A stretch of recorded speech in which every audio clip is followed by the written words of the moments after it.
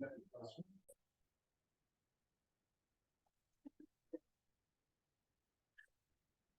think you might have to click on the presentation and then hopefully this will work, yeah.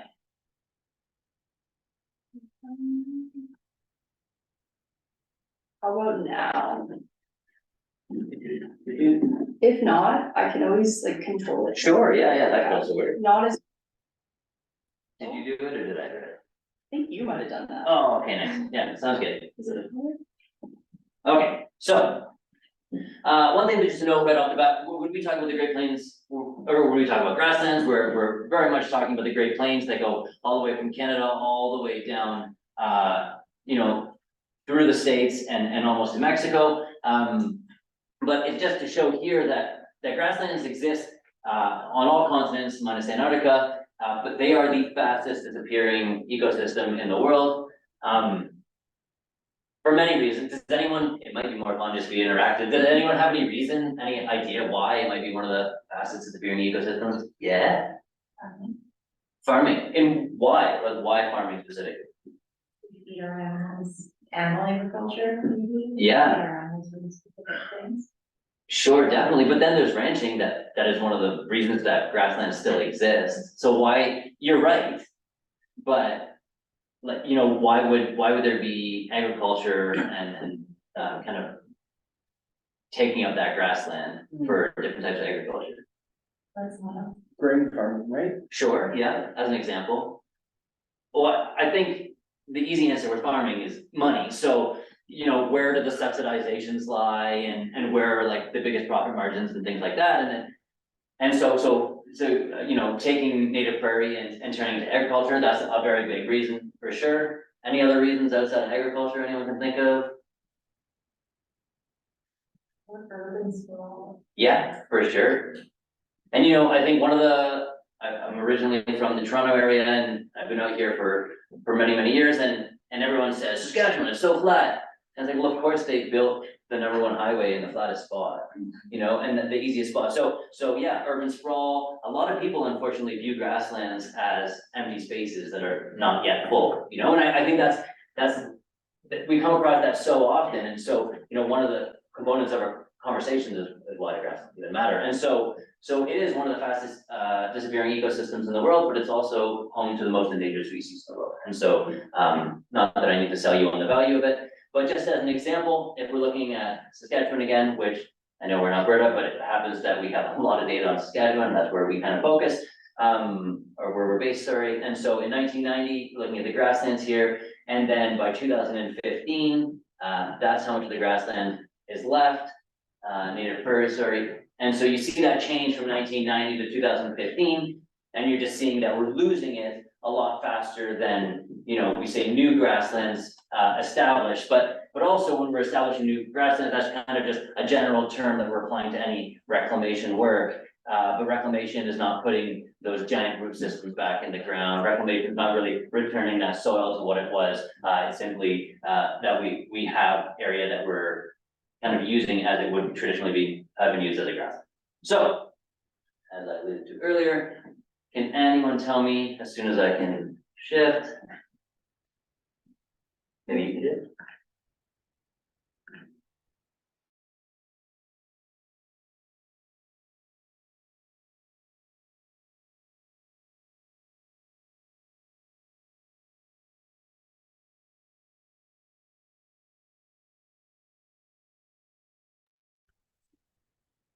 Sure. Decided there. Yeah. We're degrading them, then they're becoming more endangered. Sure, yeah. There's just so many species that rely on this type of ecosystem to exist at all. Anything else? Water. Huh. Water retention, water absorption. Sure, yeah. Typically, they're pretty dry. I guess they're for prairies to exist, we do have to have the big swings of climate, which is flooding all the way through to extreme drought. I mean, water is definitely a very scarce resource on the prairies and is very important, and having healthy prairies definitely contributes to the management of water on the prairies. There's so many reasons. Perfect. This is one of those. Oh yeah. So again, many many species that just wouldn't exist without prairies. And, you know, some of Canada's most endangered species call prairies home. But more than that, you know, one of the biggest issues that we're seeing today, and one of the topics that we love to talk about so much, is carbon sequestration and carbon storage. But, you know, one of the things we don't often hear in that conversation is the topic of carbon security.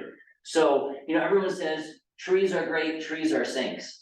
Sure, I love a tree as much as the next guy, but trees are sinks until they're not, you know, until they're a source. And so if we're saying like a forest burns, you know, Cypress Hills as an example, has an 80-year burn cycle. Typically, that's what it would have burned at. And so it's a carbon sink for 80 years, and then all of a sudden it becomes a source again. And you know, in a wildfire, you're getting way more release. Now, if you look at grasslands, on the other hand, when we have fire go through, we'll see that, you know, of the entire biomass of the plant, well, what percentage of that is actually getting affected by the fire? And then many studies with temperature probes have demonstrated that the temperature of the soil at 10 millimeters depth is unchanged when a fire goes over, and especially because of, you know, the combustibility of the fuel, how fast it burns up, and that consumption, and then it's often wind driven, and so you're just gonna have that fire move through quickly, remove that top biomass, and all of what's underneath there, that's all carbon storage for, hey, how you doing? Come on in. And so that's all carbon storage that we're getting. And you know, it's being demonstrated that the plant itself only needs the top portion, and if you go to, you know, as an example, in Kansas City, they have the Museum of Natural Resources, and they have these tubes of the roots, and they're way taller than I am, you know, 6, 7, 10 feet, some of these root systems that they would have through that tall grass prairie. And so that, in terms of, you know, if we're talking about the importance of carbon sequestration, and, you know, more and more, we're really good as a species at seeing something happen and then deciding that it's the cause. And, you know, we're seeing more and more now that our original kind of thought around, well, the railway went across North America, and then there was industrialization, and then carbon emissions, you know, carbon rates went way up. Therefore, industrial revolution and carbon emissions, it caused carbon emissions. But at the same time, you know, we were breaking up millions upon millions of acres of native prairie in this kind of root system. And so it's really possible, and this is not my idea, there are people much smarter than me that are, you know, doing this work, and just realizing that, like, okay, we pointed at this, but maybe that's just kind of a scapegoat, and really what we've seen is just this incredible loss of that storage system. So the state of the prairies today, most endangered ecosystem in the world, less than 30% of our prairies remain intact, you know, 70% decline of grassland birds since the 1970s. And we're not really moving towards a solution in any significant way right now, because, you know, we're getting much better at fire suppression. And don't get me wrong, big fan of fire suppression at the same time when it's going through communities and things like that, but there's a time and a place, and we just haven't built that fire culture up as yet.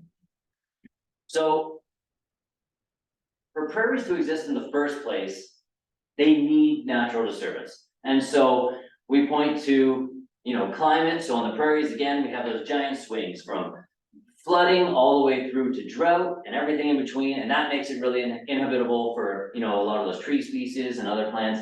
And then you have those natural disturbances. You have grazing. So we used to have 30 million bison on the prairies. We've now done a very good job of replacing those grazers. But fire hasn't returned. And we see that, you know, not all prairies, not all grasslands can be measured equally, but in the past, we've seen that for the maintenance of these open spaces, for them to continue without, you know, heavy encroachment, you're seeing tall grass prairie, for example, that in southern Manitoba, you know, if it doesn't burn on intervals of 1 to 5 years, if it doesn't burn on intervals of 1 to 5 years, well, it just disappears. It's heavily encroached by aspen, and those ecosystems just disappear forever. You know, those are home to some species that only exist in that one spot. And then kind of where we are with Saskatoon, we talk about return intervals of every 7 to 15 years. Now, Rick in the back introduced us to an idea a little while ago that I really clung on to, and it makes a lot of sense to me. We talk about natural fire intervals, but the reality is we don't know, we go back and we look at whatever methods they'll use, they'll look at tree ring scarring and all these sort of things, and they'll say, well, this is how fire used to be present, therefore it's natural. But I mean, what is natural then? This graph is one of my favorite just illustrations to explain the point that, we look at like the presence of fire and how much it was, based on, the tree scarring and the lichen and the other ways that they'll do it. But then as soon as horses were introduced, that kind of disappeared. And so we attribute so much to lightning and these natural processes, but what if all these landscapes were actually just architected so many years ago by the indigenous population that lived here? And we've done a really, really good job, like I said, again, at replacing that grazing population, but still we're losing grazing acres year over year. We're still losing prairies. Therefore, just introducing and reintroducing one of the key disturbances isn't sufficient. And we've become really, really good at excluding fire. And we're seeing that without that fire, grazing, and the combination of the climate, that we're still continuing to lose prairie, therefore low justification of the use of it. Yeah, go ahead. With the equestrian addition, Yes. what's the theory about why fire disappeared with the introduction of horses? Oh, well, it was just an amazing tool for hunting bison.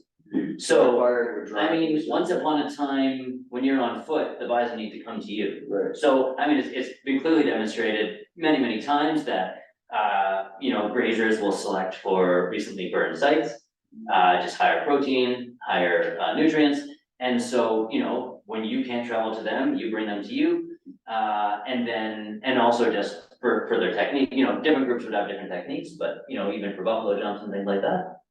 And as soon as they were able to do on horse, they were able to, Just, see that. Perfect. No, of course. The biggest change for fire was the signing of Treaty 7 in South Alberta. And just prior to that, and both the time of the passing of bison, both occurred about the same time, but with European settlement occurring after signing the treaty, the treaty, basically indigenous people were threatened with being sent to jail if they were caught burning.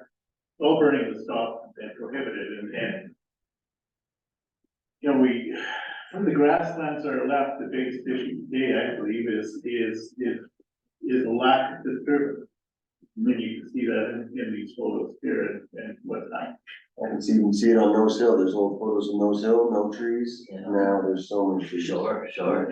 I think there's this idea that nature's in this perfect balance, Pocahontas, we all want to coexist, but they're in a battle. If trees could take over everything, trees would, and if grasslands could be open and have infinite grasslands, that they would, it's all a competition, and this is just the perfect demonstration. And so we were talking about the tall grass prairie, and so this is tall grass prairie. This, in the old days where they had all those cattle in Texas and Oklahoma, and they didn't have anything to feed them, so they drove them up those long big cattle drives that they did up into the tall grass prairie of Kansas and Nebraska. That's what they were driving them to.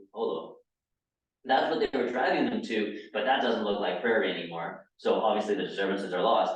And then here you see the establishment of a lot of woody shrub and trees down low, where they're getting a lot of that residual moisture that's being stored, where it really is suitable habitat for those trees, and then they slowly grow because they create the habitat that's suitable for more trees. Yeah. So we remove these disturbances, we lose these ecosystems.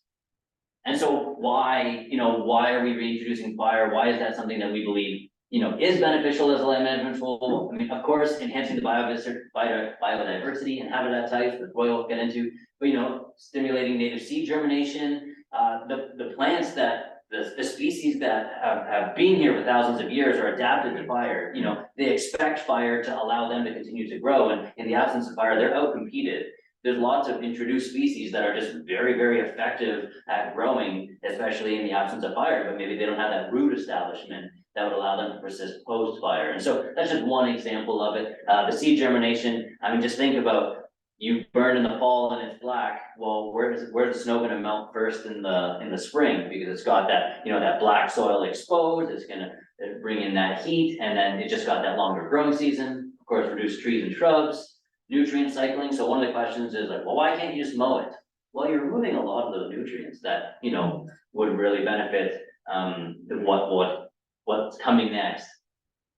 And you know, just here is an example of, you know, this is more of a generalization, but when we're burning, you know, these are just different species that rely on different stages of grasslands and the heights. You can see, so, you know, of course, it would be so much dependent on moisture and where you are and things like that, but just as an example, you know, this is with the height and structure of the vegetation, and there's so many different species, so that regularity of fire is gonna create that mosaic across the landscape, the habitat mosaic that's gonna allow for so many different species to coexist, you know, within the same area.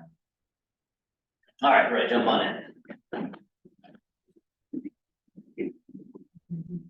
All right, it's my turn. Good evening, everybody. My name is Roy Bradedes, and Dinger already mentioned, but I'm the science coordinator for the Canadian Prairies Prescribed Exchange. And I'm here to talk about science, I guess, and a little bit of, well, Dinger mentioned some key concepts on what, basic concepts of why we're losing grasslands.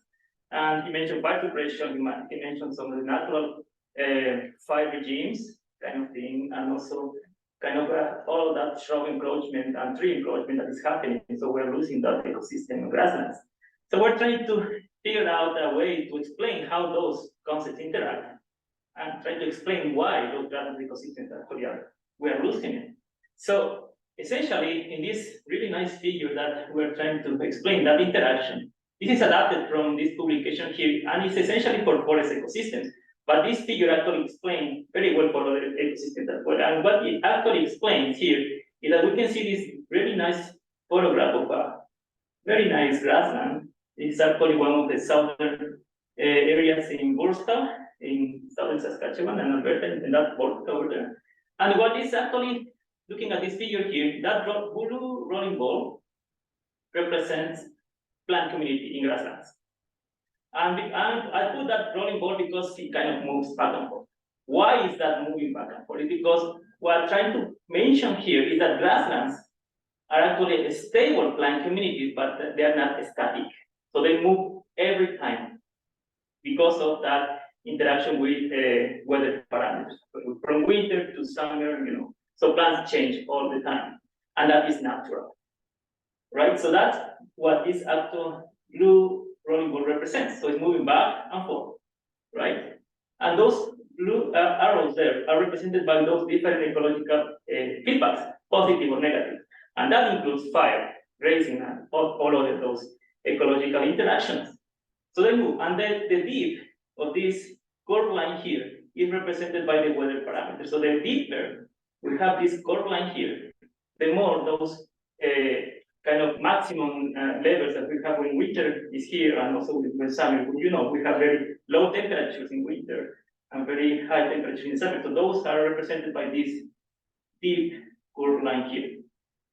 And we also have other stable plant communities, forests, and also unstable plant communities, which are in between those different regions. So those are examples of those unstable plant communities. They already mentioned shrub encroachment, for example, and forest ecosystems. So what is actually happening here? So we are facing two significant challenges. Ginger already mentioned fire suppression, but I'm also adding climate change.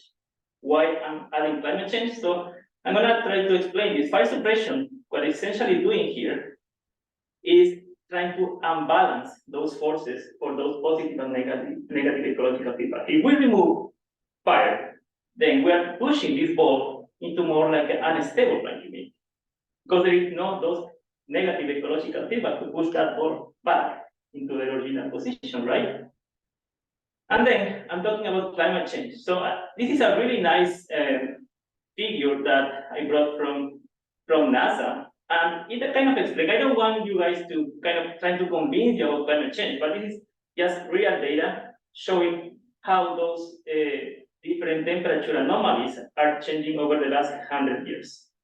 So those blue areas represent very cold anomalies, and those yellow and red areas represent higher temperature anomalies. And as you can see here, especially from the 1970s, they are kind of speeding up that kind of anomalies towards those more heating waves, right? And you can see especially in the northern hemisphere. So it's clearly that we're going to face that significant challenges with more temperature anomalies here in North America, right? So how can we relate this climate change to our plant community, to that blue rolling ball? So looking at here, at this figure here, as I mentioned before, the deeper we have this variation in the curve line represent those extreme changes in temperature, which is great. However, when we have those more temperature anomalies because of climate change, basically we're pushing that curve line up. And with that, we're trying to facilitate this rolling ball into more like an unstable plant community. All right? And then if we remove fire, in addition to that, what do you think is going to happen? That's going to push that rolling ball more into another stable plant community, in this case, forest, right? And can anybody tell me what happens if we if we apply fire here in order to try to return those grassland ecosystems? Do you think that's going to work in that point? Desertification? Well, that's one possibility, but something that is interesting here is that when we are in another stable plant community and we apply fire, we may actually enhance that forest ecosystem, right? Because there may be some more strokes of more trees rather than grassland, right? Because we are in another stable plant community. So basically, we trying to apply here management tools to return, that may be kind of, I'm not gonna say impossible, but that's very difficult. So what I'm saying here is that if we are in this stage, here is the maximum level that we can apply those management tools. And just to show some examples that, yeah, Dinger mentioned that fire is really important for the ecosystem and habitat in general, but I think we need to apply fire depending on what specific goals we have, right? I'm using this example of one of the fires that happened in southern Saskatchewan and Alberta, and I just want to stop for 1 minute here to mention something really important, that we are humans and we are learning, we're always learning in this learning process. And besides the fact that we're learning about fire, this is something that we learned the hard way, DJ and I, when we went to Tom Creek Ranch and explained about this project that we worked on. And we were basically talking about all of these results on those in this investigation. However, we didn't even realize that some of the people that were involved in that Tom Creek Ranch presentation, they knew one of the firefighters that was killed here in this very devastated fire, wildfire. So what I'm saying here is that we want to recognize that, and that's really important to say that we're trying to respectfully mention that these results are basically, we're using this wildfire for research purposes, but we respectfully recognize that that happened, and that is really devastating. So again, so we're using this area that happened, this wildfire that happened in 2017, and you can see that even the direction of that wildfire in those two wildfires, we had winds up to 120 kilometers per hour of wind gusts. So very, yeah, it's a very devastating wildfire. So we were using this wildfire to answer different questions, and the way that we were doing it is by establishing different exposures. And with that, we're trying to evaluate the interaction between grazing and fires. So specifically focusing on how fire can affect or improve or kind of not improve a grassland productivity. So in this case, we put that exposures in the edges of the fires, trying to evaluate those burn areas and the areas that weren't affected by the fire. And we collected some different plant communities, dividing those groups into forests, grasses, and all of those type of things. So as I was saying, we were focusing specifically on the goal of how fire affected grassland productivity. So to what extent does fire affect grassland productivity? That was one of the questions here. And I'm gonna go quickly here, but essentially one of the parameters that we evaluated about fire is that actually improves forest quality. So this figure here represents crude protein in percentage. And this represents the years after the fire happened. From 2018 to 2021, 4 years after fire happened. And the first 2 years, we can see that those red boxes represent burned areas, and they are significantly different in terms of protein to those green boxes that are unburned areas. After those 2 years, in the third year, we basically return to the original conditions. So those levels of protein are basically the same. So what we're seeing here in this figure is that if we're using fire as a management tool to improve the quality of these areas, we may need to return those fires every 2 or 3 years. So that's kind of the idea here. And just to mention as well that when we are analyzing different plant communities after that fire happened, we found that forests represented by these red boxes here are actually having more levels of protein than grasses represented by these green boxes here. And something interesting about this figure is that if you guys remember 2020 and 2021, those 2 years were very, very dry. But if you see in this figure here, those forests kind of, they weren't affected by that dry season.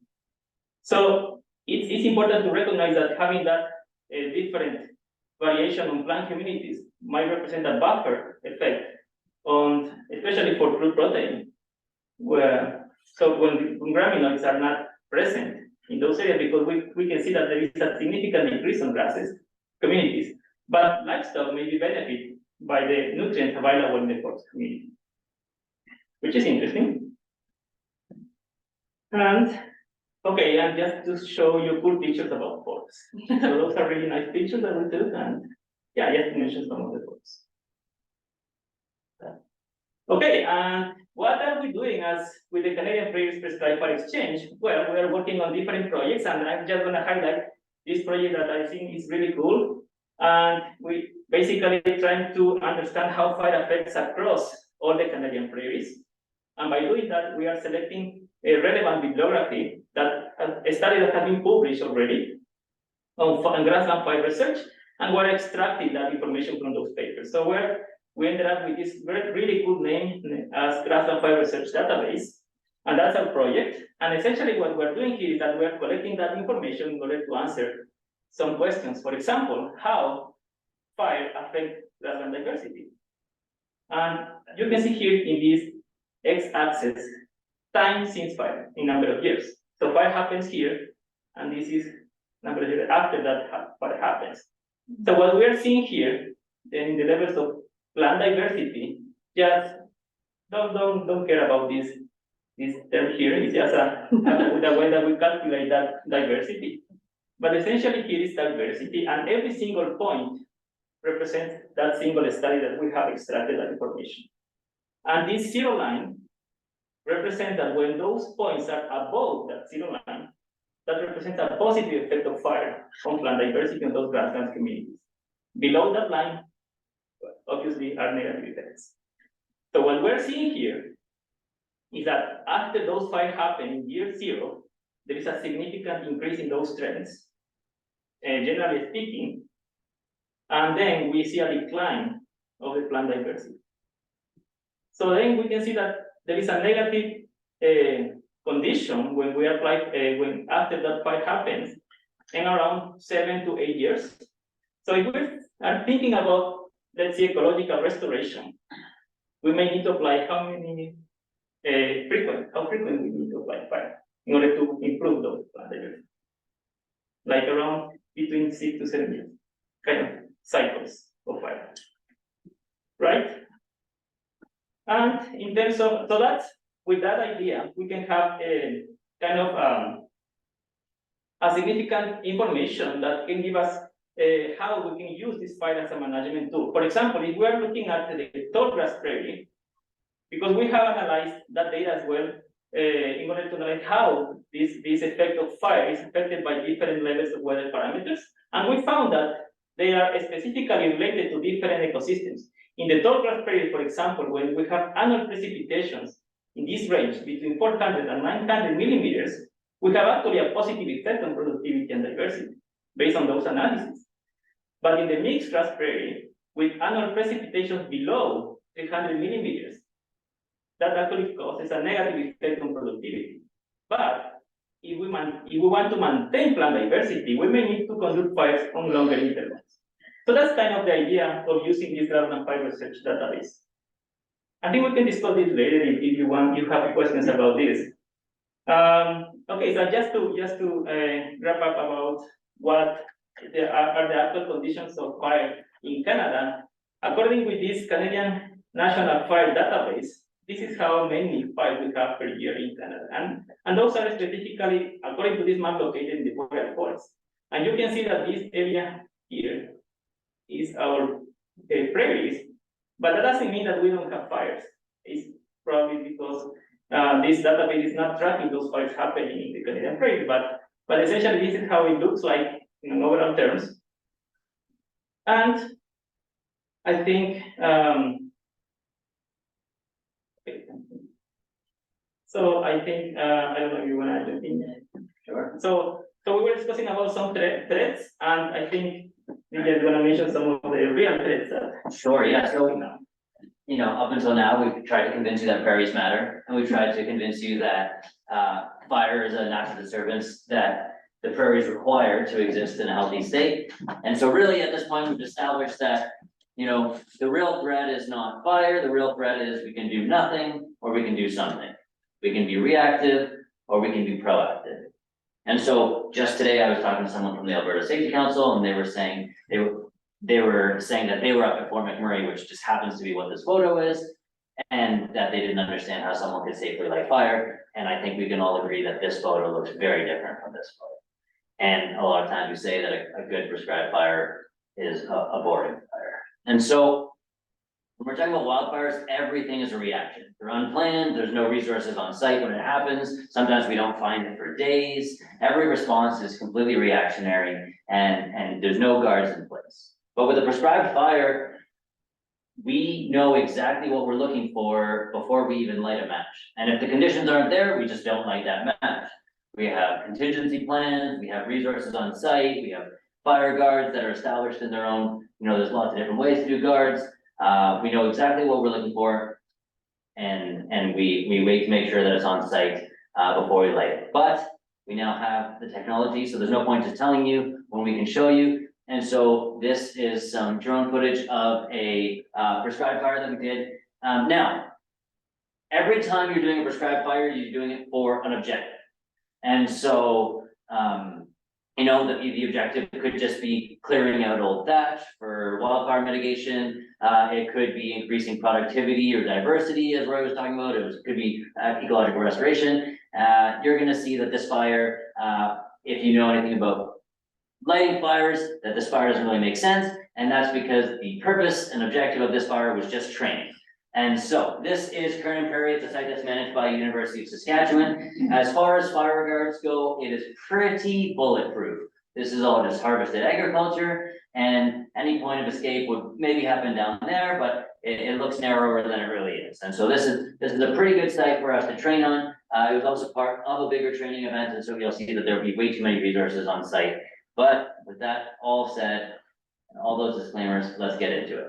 So we are going to burn this site. So every single prescribed fire starts with a test burn, and in the test burn, you're looking for two things. First of all, can you control the fire activity that's happening, and are you comfortable working around it? And second of all, is it meeting your objective? Are you getting the consumption amounts that you need to actually meet the objective for the day? Otherwise, you're applying fire for no reason at all. Resources are on site and ready, and evidently, both boxes are checked because we're going to keep going.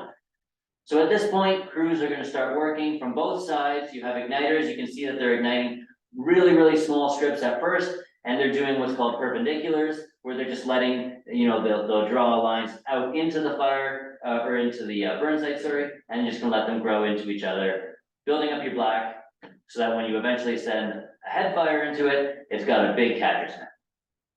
So it looks like we jumped a lot, and we really did in this moment, but you're seeing that the fire's not crossing more than halfway over the black, which means that you know that your black is more than holding it. And you have the igniters that are just continuing, slow and steady, and it just happens that we've seen them quite a ways down the road here. On the way there, you saw that they did a strip fire ignition, so they just did one strip all the way, and on the way back, you can see that this igniter is just dropping dots every, say, 5 meters. Now, if the objective was habitat creation with these just dots, they're gonna grow into bigger and larger fires, they're gonna burn hotter when they meet, they're gonna burn hotter when they're big, and so that differentiation in intensity is gonna have different effects in burning, and again, create that kind of landscape mosaic that's gonna allow for all the different habitat needs of the different species that are out there. We keep burning, so this was training, so don't mind those little tickies in the middle, that was just some suppression training. And then, you know, we've even been able to just do a full extinguish, everyone recap, everyone feeling good, okay, take a breath, have a snack, and now we're gonna get started. So this part here is definitely sped up. And you're gonna see that igniters are gonna come across the bottom, they're gonna be igniting in parallel lines here, and again, at the top, you have a different ignition team going out that way. And so you start on the downwind side again. You're gonna be building out that black, and the ignition technique that they're using here is called a circle burn. And so they're gonna build a flank, and then when they send that head fire across, which is gonna be wind driven. So right now you can see that the fire is kind of fuel driven. It's consuming the fuel and then building larger and larger based on the fuel that it's moving backwards into. But then when we get across here, it's gonna become a head fire, means the wind is gonna take it, and you're gonna see how it reacts different.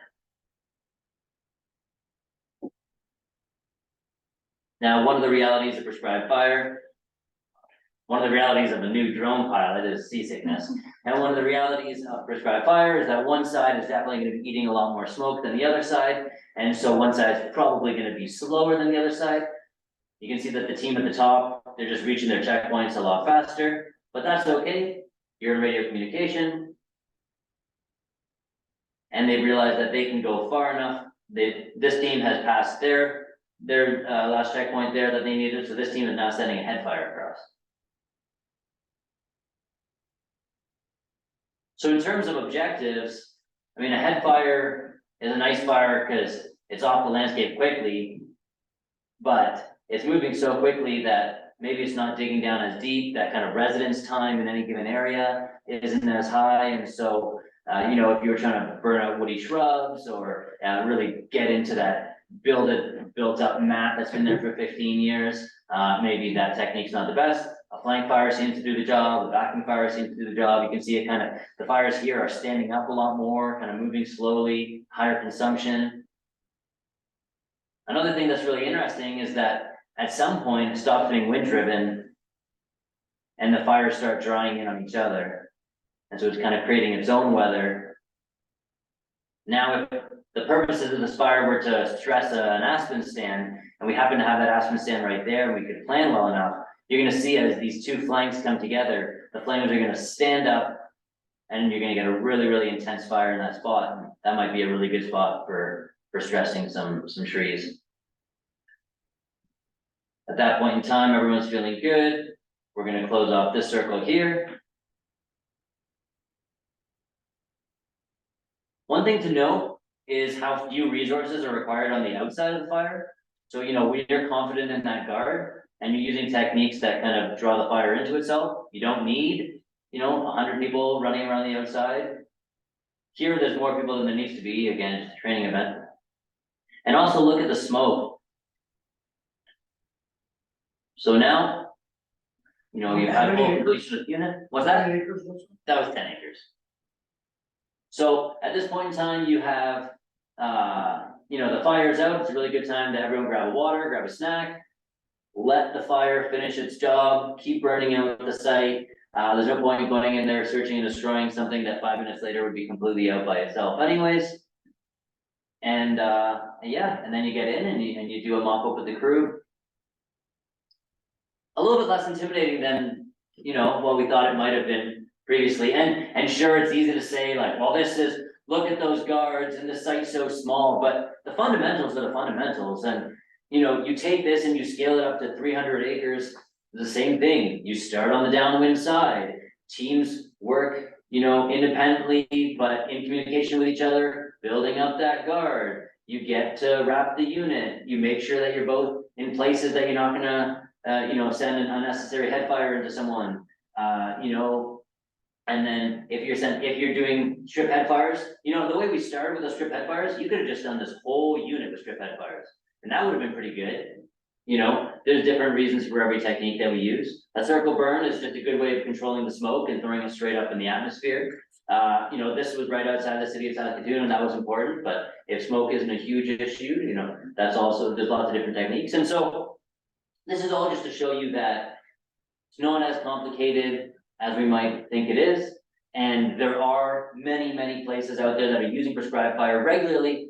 In Kansas, they've demonstrated the benefits during the 90-day feeding cycle for cattle, that if they burn in this 2-week window, well, it's not actually restricted to this 2-week window, but during this 2-week window, they burn over 2 million acres every single year, because they demonstrated that their cows are fatter in that 90-day feeding period. And so we haven't demonstrated that yet. It's also, we don't get that kind of rain up here, so it's not possible, but there's other objectives to use with fire, and it's just about slowly but surely building up burn culture, and also just that comfort around fire. And again, that's kind of where we come in. So we are a collection of many different organizations that recognize that Concrete Grant, look at that. Great logo. We got to get yours in here, Rick, Pure Charge Consulting. But a lot of different organizations that recognize the importance of fire as a natural disturbance, or as a disturbance that's necessary for the continued existence of prairies, and we're just trying to help remove the obstacles. So, there are 15 fire exchanges in the States. We happen to be the first one up here, and we're just doing what we can in the 3 branches that we've kind of dedicated ourselves to. So,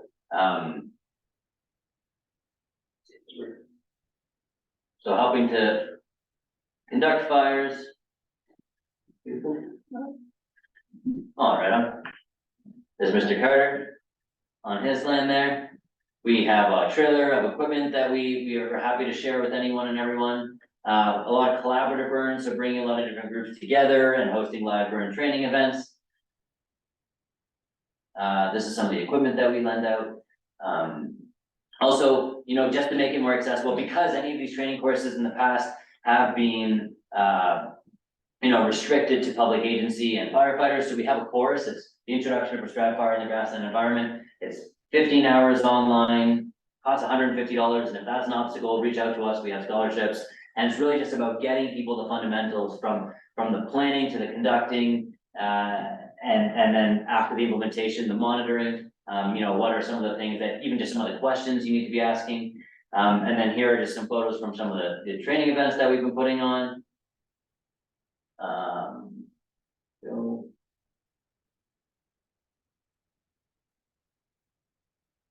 We're happy to do workshops. So if you happen to be working with a group, or you have a group that is interested in fire, maybe they used to have prescribed fire and they haven't for a long time, succession planning, whatever it be, we're always happy to just be kind of that conduit, that conversation.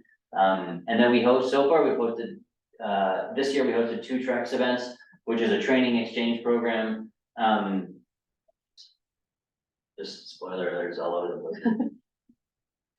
So these are kind of 5-day intensive collaborative burning weeks that we have. We've now conducted 2 in Saskatchewan and 1 in Manitoba, and hopefully one day we'll find the right partner that wants to help us do one in Alberta as well. And and then of course there's no point doing what we're doing if we're not finding ways to share it. So not just talking about fire, but talking about that interaction. This year we had a targeted grazing and prescribed fire workshop. And there's nothing better than just getting, land managers, producers, whatever it be, just standing in a field to see the impacts and the effects. This is one of our coolest projects that we did, is working with the Concrete Branch and with Rick and Drip George Consulting, and just, applying fire to the landscape. But then the most important part was finding a way to share that. And we're so grateful that they were able to then open up that site. And that summer we went out with a lot of other neighbors and producers just to let the fields speak for itself, you know, and there's only so much that we can talk to people about the importance of this sort of stuff, but to see it in the flesh is just so valuable. And so slowly building that comfort again, building that culture, and hopefully in time, it'll just become something that, you know, we once lived with, and now it'll be something that once again, so. And then it also just doesn't hurt to have drones nowadays and a lot of technology to show that we can burn something in October and by May, it's already coming up really green and minus a lot of the woody drug erosion. Wow. So we have a website, grasslandfire.ca. We have some stickers you're welcome to take, and there's some pamphlets and stuff about the course as well.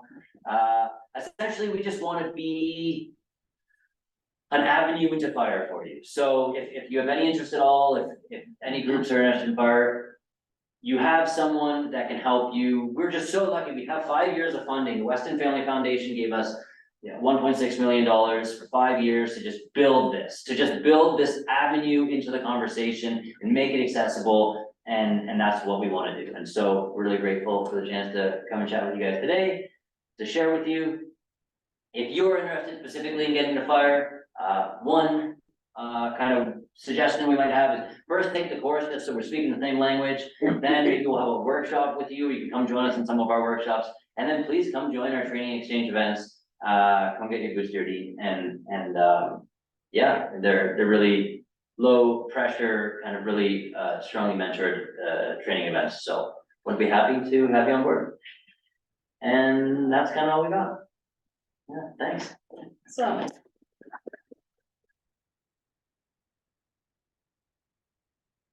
Anyone has any questions? Be a good time. There's one from the online audience. They're wondering how long did that 10 acre burn take? Way longer than it should have. Like, I think it took like 3 hours. But, you know, that's the thing with, this wasn't specifically the question, but we talk about like how resource heavy are prescribed fires. Are they expensive? Are they, you know, but like as experience goes up, costs go down. Resources go down, the amount of people you need on a burn goes down, the amount of time. This sounds like a weird brag, but you know, 3 qualified people could have done that burn. You know, they didn't need 20 people on site, it just happened that that's what was there. So you know, like 3 hours, but that could have easily been wrapped in an hour. Yeah. Hey. Might have been mentioned, but I was curious how climate change impacts the grasslands, like when you talk about the reduced resilience, so like the species resilience to increased temperature. Sure, there's just so many ways. Yeah. But like, you know, one of the things is that the prairies we talk about are, they exist because of heavy disturbance.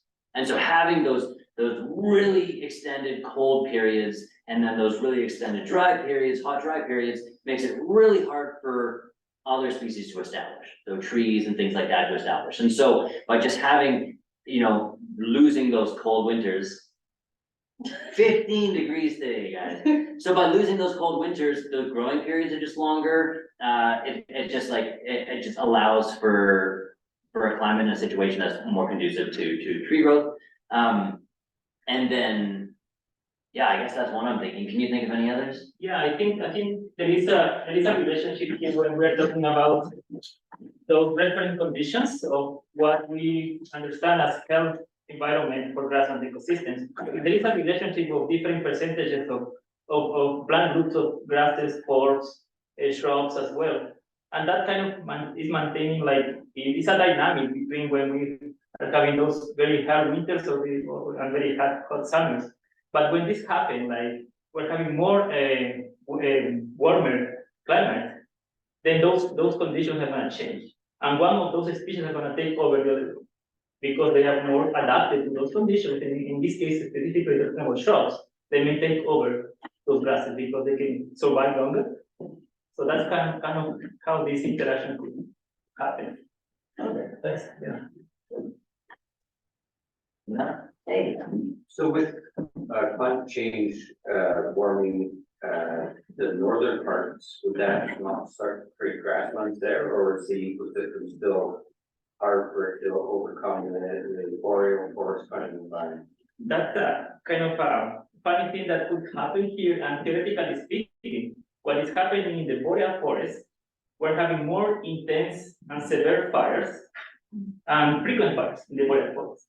In grassland ecosystems, we're having more wildfires, but essentially fire suppression is kind of allowing this drought encroachment to take over. So essentially, we're changing our ecosystem from grasslands to forests. And because of those increasing of those frequencies, because of the climate change in that temperate area, we have more weather, warmer conditions. We have more intense fires in the forest, and eventually, what I'm thinking is going to happen is that in the boreal, it's going to turn type of grassland because of that increase of fire. But in our grassland communities right now, may change into forest. So that's how it can happen. But that's not going to happen in the next 10 years. That's probably in the next 100, 200 years. I don't know. So that depends on how frequent or severe these fires are. It's not fire suppression that is causing the issue. Fire exclusion, where historically indigenous people were burning constantly on landscape to maintain the habitat that they needed for the species that they survived on. And they burned constantly, they burned frequently. So 3 to 5 years in the grassland, 7 to 30 years in the montane. Our montane ecosystems were far more open historically than they are today. Same with the boreal. With fire suppression, suppression is targeting fires to reduce the risk to various values. Fire exclusion is not putting fire back on the landscape when we need it and where we need it. And that's a very, very important distinction, because we're not burning intentionally as the indigenous people did to maintain our ecosystems in those younger sterile stages. And without that frequent fire, then we start to see a large amount of ecosystem change going on. So we look at the montane, step across into the forest reserve boundaries, and the montane is now pretty much closed conifer. And we step into the foothills sub-eco region, and we see a lot of our grasslands are being lost now to shrubby encroachment. And even if you take just a simple drive down Highway 22, you see the conifer expansion going on. And it's huge. We were talking about it today, that they must have been burning constantly. Yeah. Because, we talk about burning in shoulder seasons, but for the amount of landscape that they maintained open for so long, they must have been burning constantly. And we see how quickly trees bounce back and how much woody shrubs established. Peter Fiddler in 1793 traveled from further up north by Edmonton down to Livingston Gap, leaving in November of 1793, I think, and returning in March of the following March. 5 months he's on the road. And in his journals, he records references 33 major events related to fire. The ground is still smoldering. No food for our horses. They're grazing for horses for the last 3 days. The ground is all black. Fire burning to the southeast. Can't travel patients with the canning people that he was traveling with were burning. And that's in November to March. So, it's the off season, the dry season, when grasses are cured, that it's the opportunity. It's also lower intensity. You don't have the severity impacts of wildfire because it's just not as hot and dry. Now today with we value our forests. We will do anything we can to preserve and protect and stop anything from happening to those trees. But as they get older, they become more susceptible to insect damage and environmental damage and disease. And then once they are damaged, they burn with far greater intensity, far greater severity than than anything that's been historic on these landscapes. Absolutely, and the water needs are tremendous as well. They're just sucking up the water table. You look at the Kingdom Fire in Waterton and 2 years back, and let's set the stage for that fire was 30, 40 years ago with mountain pine beetle, and those forests now collapsing on themselves, and then the younger growth releasing, but that heavy accumulation of fuels. And then that fire burned in a very severe period. The indigenous burning wasn't occurring at those periods. It was occurring in much lower fire patrons. You know, one of the questions we often get, thanks so much, Rick. One of the questions we often get is, how do the animals get away? No, it's a fair question. I don't hear a lot about that. But the reality, we talk about the grasses and the vegetation being adapted to fire, but so are the animals. I mean, they lived for thousands of years. They established here in these fire adapted landscapes, and therefore they were as well. And so you have even bird species that burrow, you have, you know, species that fly away, you have, you know, there's so many different adaptations of fire, and also you're seeing the pace at which we conduct a prescribed fire as opposed to the pace, the destruction force of a wildfire. You know, there's no escaping a wildfire. It's all absorbing, but a prescribed fire allows for that, you know, for any large species to kind of make a move, and the other species that have called it home for thousands of years, they have their adaptations as well. The only thing I've ever seen, actually, this actually wasn't a wildfire too. I was working on a grasslands national park for a bunch of years, and the only thing I've ever seen really burned up in a fire is porcupines. I don't know, maybe they didn't adapt here, but yeah, but you know, and so it's not something that more frequently, as stuff is still smoking, you'll see voles running around and mice running around, and the hawks coming in to look for the voles and the mice running around, and it's just like right away, it's just a lively ecosystem again, and you can see Roy has a photo that of just cows standing, just waiting, like at the flames, as if the green was about to establish that day. But you know, some species are just so accustomed to it that it almost attracts them.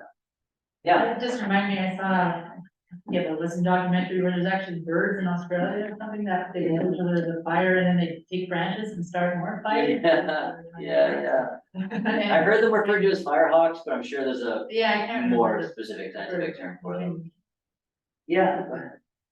So we're hearing a lot of intervention by humans over, say, the last 10,000 years. Yeah. What would the conditions be without humans around?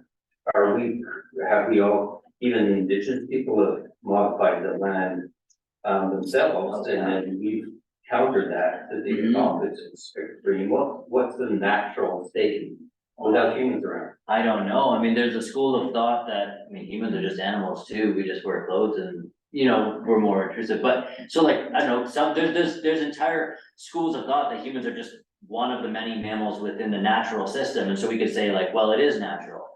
And then, you know, I might disagree and say that like, I don't think humans kind of fit into that other, you know, spectrum of natural, but what it would be without it. I mean, how can we say like, the beavers, there used to be way larger beavers in North America, and they would have like been the original architects, and so would they have a greater influence? I don't know, like would the Great Plains exist in the first place? I don't know. If we didn't have this climate changing, would we have more extreme winters, and then those open prairies would have opened up just because of the existence of that extreme climate, and then natural fires. I know, you know, Rick brought up a good point in the past too about I attribute more historic fire to lightning than is probably likely based on the fact that lightning happens during moisture events and at night. And, you know, I used to be on Wildfire Response, and I responded to fires that were literally put out by a 2-inch cattle trail. Like just the trail that cattle took to get to water put out an entire wildfire. And the reason is because it happened, you know, probably happened overnight. It was just creeping along. You know, fire needs fuel, heat, and oxygen to even exist. It just ran out of fuel, and it didn't have what it took to just jump that 2 inches, you know? So I don't know, can we say that lightning would create the open landscapes that existed, you know, before Europeans got here? I don't know, yeah. I think if you define natural, as without human intervention, there is no natural. Because even the simple act of writing a management plan, saying we're gonna do this, that, or not do this, and not do that, is now an intervention from a human perspective. So humans have been part of these landscapes for tens of thousands of years. And in the case of indigenous people here in North America with the burning that they've been doing, how many species adapted to the frequent use of fire? And now how many of them, due to fire exclusion, are now endangered, at risk, threatened, or even extinct?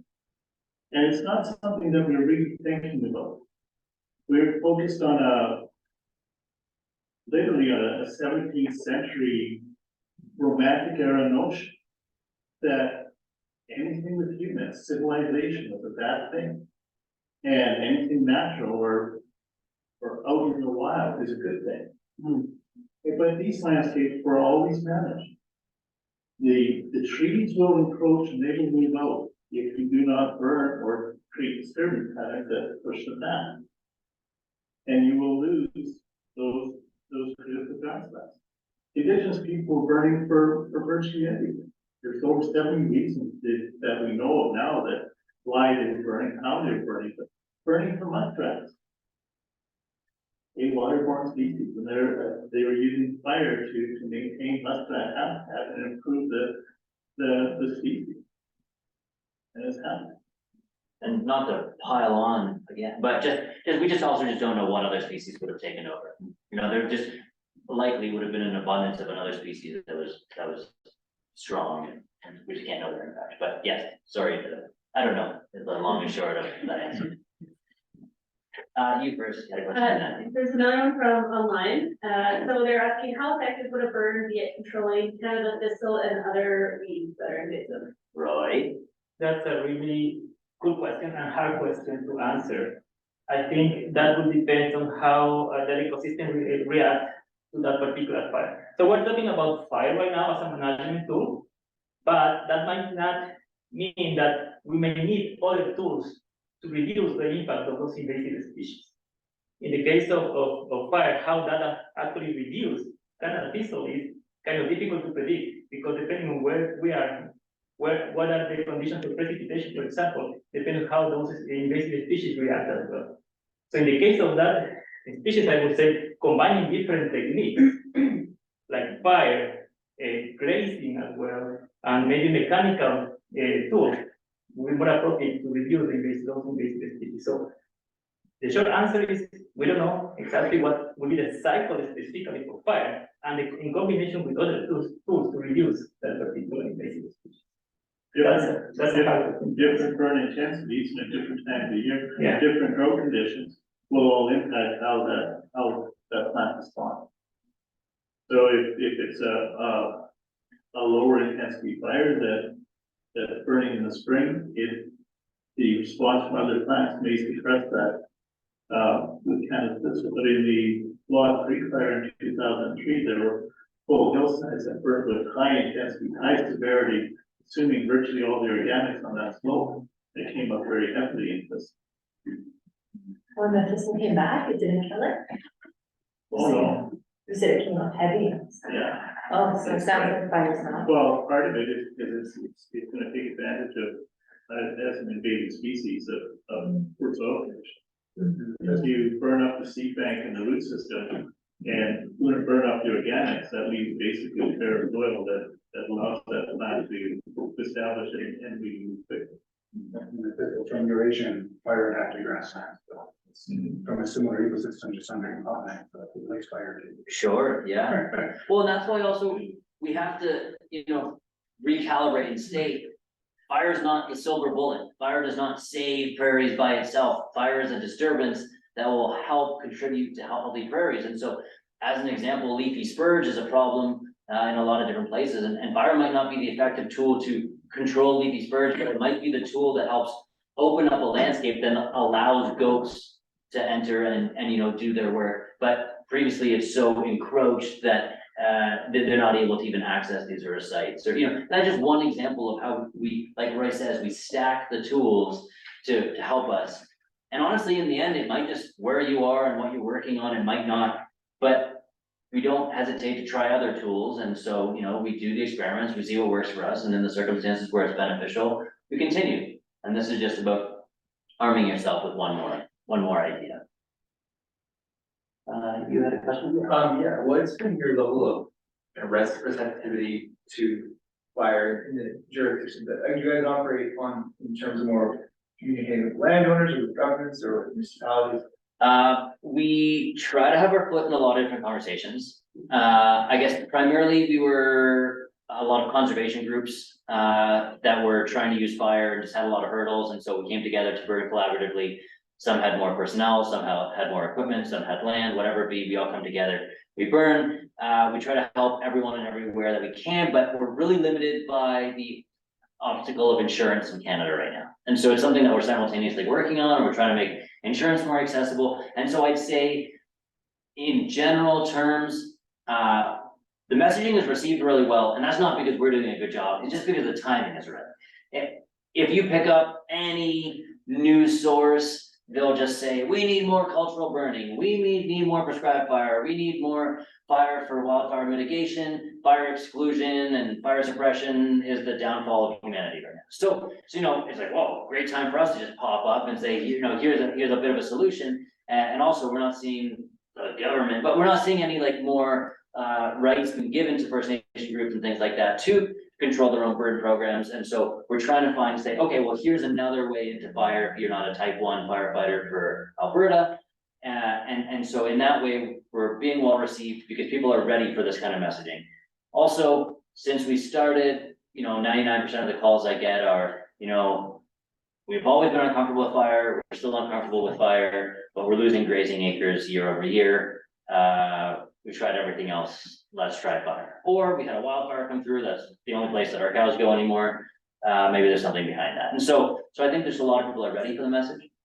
And honestly, one thing we learned very, very early on is where they're not ready for the messaging, there's nothing that I can say that's going to convince them. So we just focus on the champions. We focus on the groups that want to work with us, that want to, you know, use these tools, be innovative, and then let the results speak for themselves in those pockets. And we're just building pockets across the prairies. There's costs and there's risks involved. Oh my gosh, for sure. There's an old saying that fire is a wonderful servant, but it's a terrible master. And you know, the benefits of burning are huge, but developing that comfort level, developing the skill set, be able to apply it, and then also understand how you have various plants and flora and fauna responding to fire. In wildfire science, we refer to it as first and second order fire effects. The indigenous populations understood the second order fire effects, how plants and animals responded to fire. They understood that 500 years ago, far greater than we do today. A fire at the right time, right intensity, which is wonders for some species and not for others. But right now, we're losing the ground because we're still caught up in a very close to very mentality, where we don't want to see disturbances. In our culture is a bad thing. And in reality, it's a necessity. If we want to maintain our grassland, if we don't do something, we're going to lose our grassland entirely.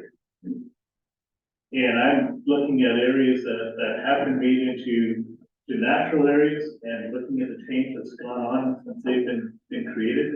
The Wild Creek wildland, as an example, there's been nothing done to try to maintain those grasslands, and they're being lost to aspen, they're being lost to spruce and pine encroachment.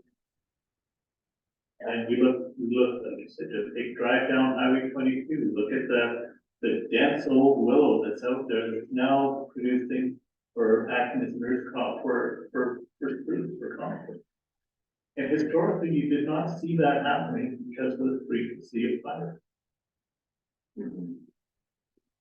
Yeah, there are risks for sure, and you know, one of the scariest things for us as a relatively new organization is that the first time we have an escape, which can happen, you know, very low percentage of it happening, but you know, it can happen, and it's just easy to point at it and say, well, like, see, that's why it's unsafe, and that's why we can't do it, especially if, you know, a structure is lost or even worse, but, you know, like. Car accidents happen all the time, but we've established that driving is worthwhile and important, and, you know, we need to acknowledge that the scariest part about being an adult is that we're all just trial and error, experimenting in everything we do, and this is just another, you know, there's gonna be growing pains, but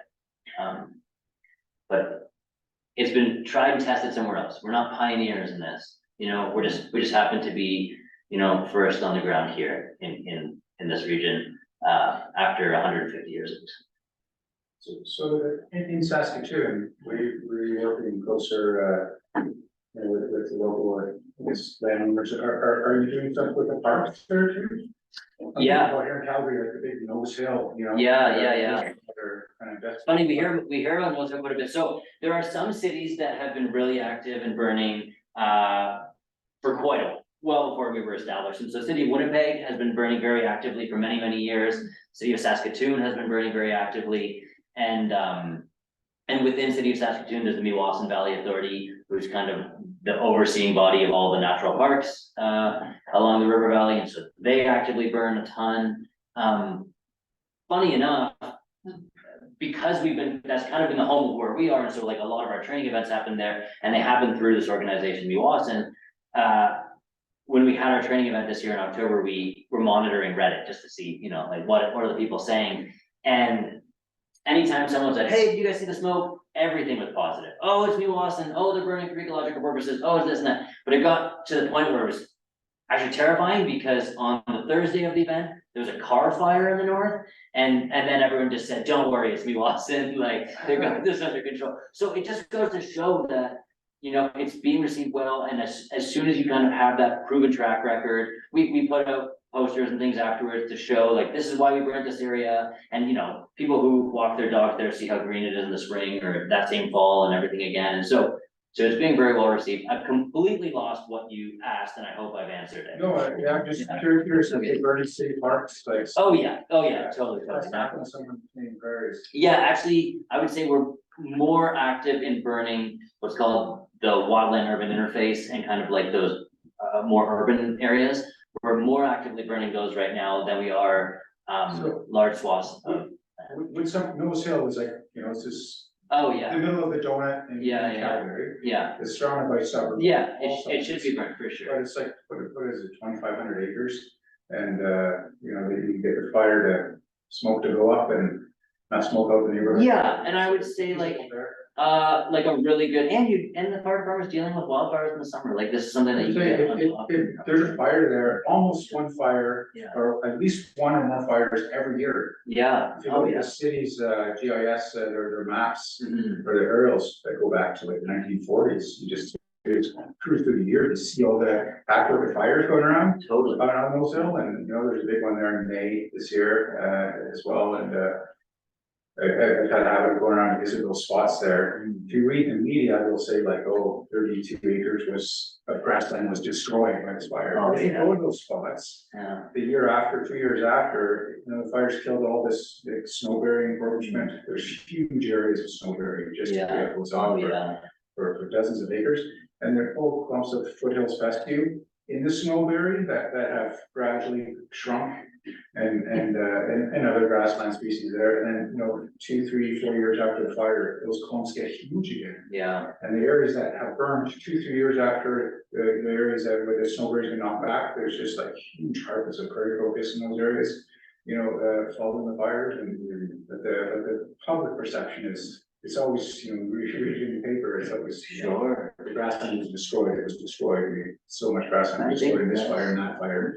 But every single fire that you see up there, it's like the grasslands are great. I mean, that's what we need to be sharing more and more, and I don't know necessarily the answer, but I would say for Nose Hill, the solution is you 100 meters by 100 meters, and you mow a square and you burn it.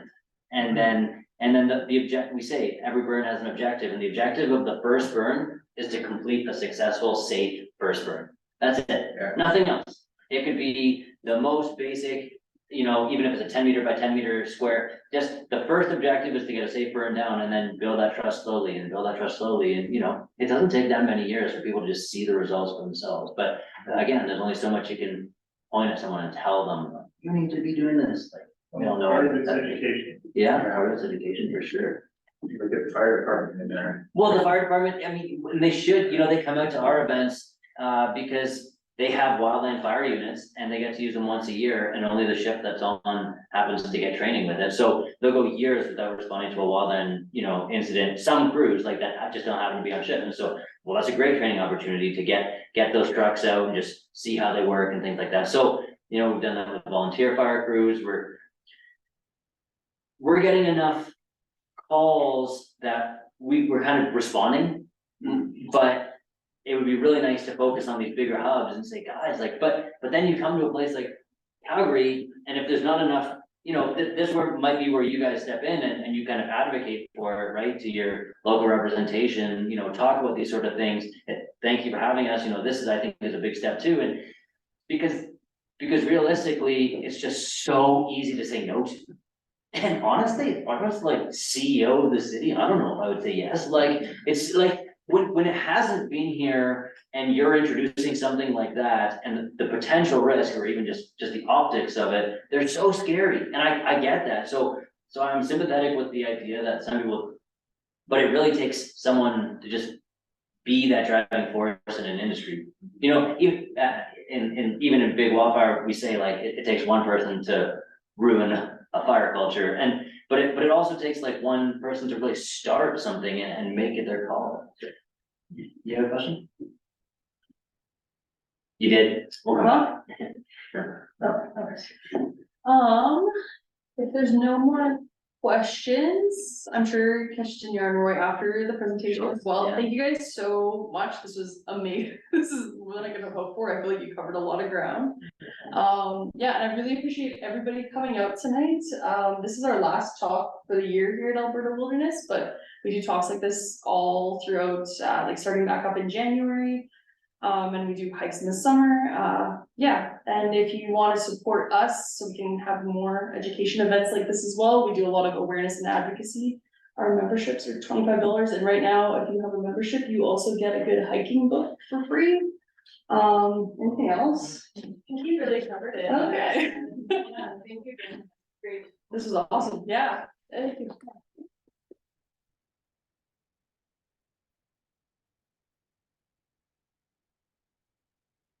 And thanks, Rick. Always love it. Yeah, this is great, he's the fire boss, he's awesome. Well, thanks. Thank